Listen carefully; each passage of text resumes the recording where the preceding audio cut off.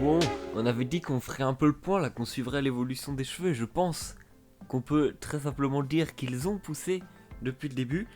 Il y a des gens qui doivent se dire mais qu'est-ce qu'il est en train de branler là? C'est la première vidéo qu'on regarde de lui, il est déjà en train de se tripoter les cheveux en vidéo.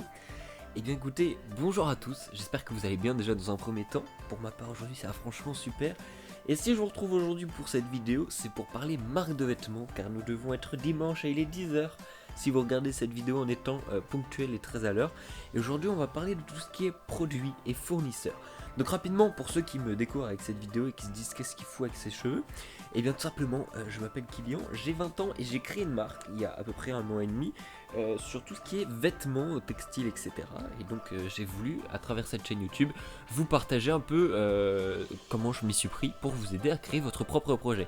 Pour tous ceux qui ont des questions éventuellement ou quoi, tous mes liens sont en description si vous voulez me suivre sur Instagram, etc. Et regarder un peu le site, comment nous on se débrouille un peu pour nos produits. Eh bien, je vous invite à aller voir, faire un petit tour dans la description et venir follow tout ça, qu'on puisse agrandir cette communauté qui grandit de jour en jour. J'ai envie de vous proposer un petit truc, je regarde en même temps. Nous sommes actuellement à 2678 abonnés où je tourne la vidéo et nous sommes le 24 avril. Vous verrez bien plus tard cette vidéo, parce que du coup j'essaie de prendre un peu d'avance pour vous proposer ces vidéos là, parce que je vais avoir beaucoup moins de temps pour tourner. Mais du coup voilà, on retient ça et comme ça ce sera drôle de voir un peu l'évolution.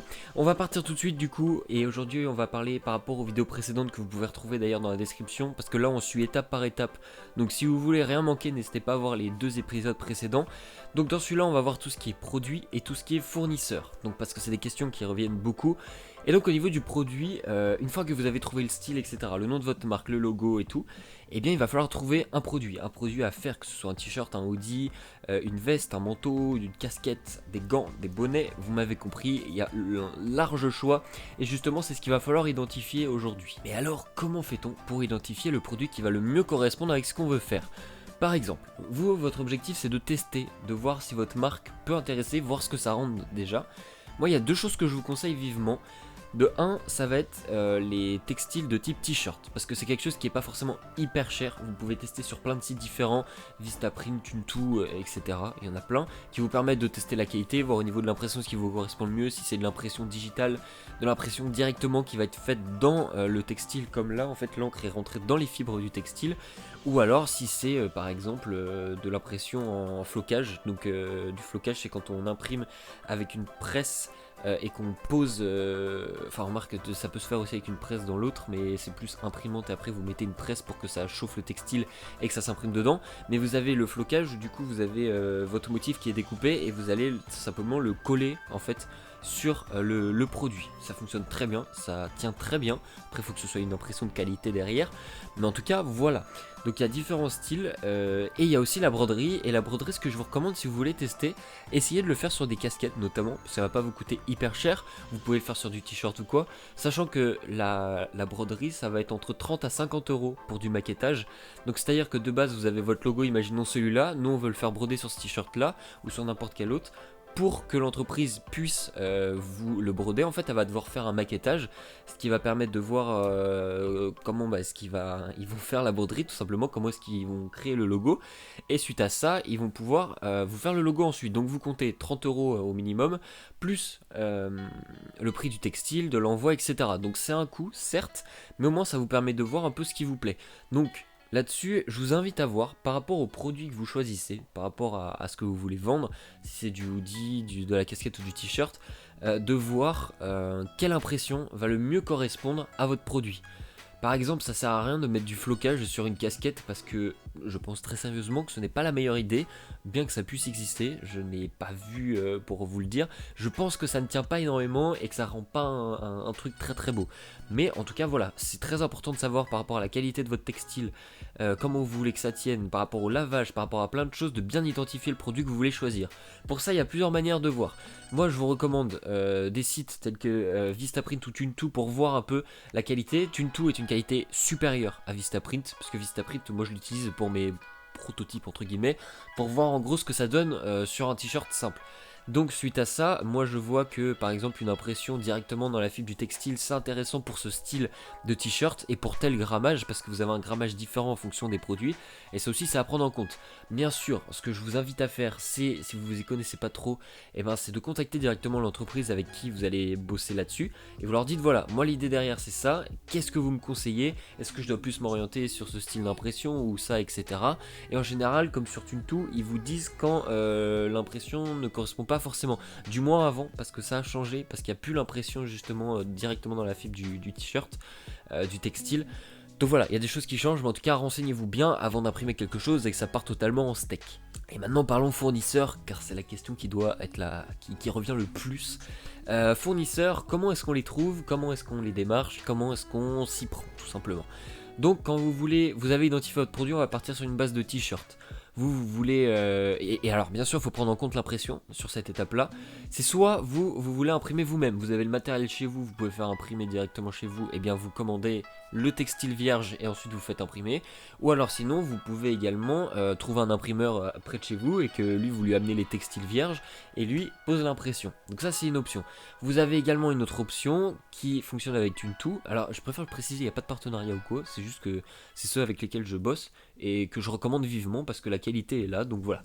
Avec TuneTo, eux, ils font textile vierge et possibilité d'imprimer. Donc l'avantage, c'est que vous avez les deux d'un coup et vous payez des frais de port qu'une fois. Après, il faut voir par rapport au prix si c'est plus ou moins attractif, sachant que chaque option a ses avantages et ses désavantages. Par exemple, pour TuneTo, quand vous commandez, la pièce seule coûte assez cher. C'est-à-dire que pour faire une marge importante, si vous voulez vendre en grosse quantité, ça va être compliqué de faire des grosses marges directement en vendant le produit seul à seul.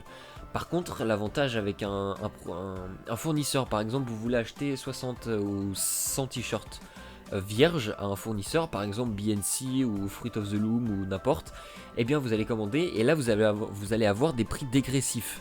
Donc les prix dégressifs, qu'est-ce que c'est? C'est-à-dire que par exemple un textile seul va coûter par exemple 10 €, on va dire.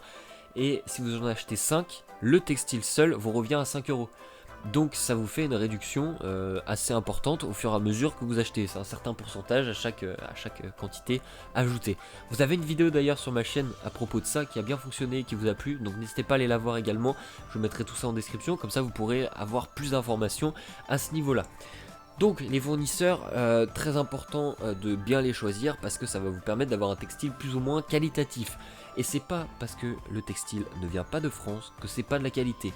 Parce qu'on est toujours resté sur le cliché un peu de si on fait fabriquer en Chine ou quoi, la qualité sera moindre. C'est à vous de choisir, c'est vous qui choisissez la qualité que vous voulez et en général les gens s'adaptent derrière.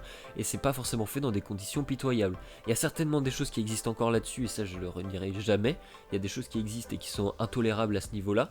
Mais vous avez le choix de ne pas utiliser ces moyens-là. De toute façon, vous allez le capter. Si vous voyez que votre t-shirt vous coûte 1 € à la fin et qu'il y a une qualité vraiment bien, et c'est que les conditions derrière, les gens sont pas énormément payés pour le travail qui est fourni. Donc c'est à vous, si vous voulez vraiment aider les gens qui travaillent, les gens qui font travailler des gens correctement, et bien c'est à vous de choisir les bonnes entreprises. Donc ça passe par des contacts, par du mail, par des appels téléphoniques, etc. pour pouvoir tester les produits, pour avoir des prototypes, avoir des échantillons, voir un peu ce que ça peut donner, etc. Je vous conseille vivement de parler un minimum anglais, parce qu'en général les échanges vont être en anglais, et dans l'idéal c'est de parler la langue d'origine de la personne avec qui vous allez échanger, parce que ça évitera indéniablement les malentendus qui peuvent coûter cher à la fin, parce qu'il suffit que vous disiez un truc que lui dans sa langue ça veut dire autre chose, je sais pas, hein.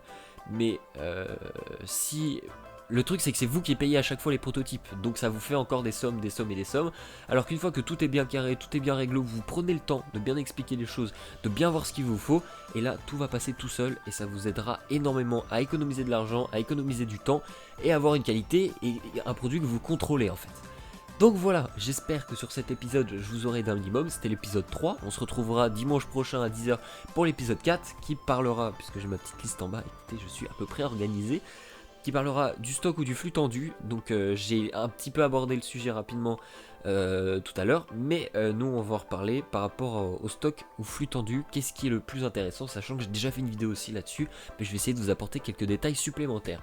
Je vous remercie grandement pour votre attention, je vous souhaite à tous de passer une très bonne journée, une très bonne soirée, et on se dit à dimanche prochain 10 h pour une nouvelle vidéo. Ciao tout le monde.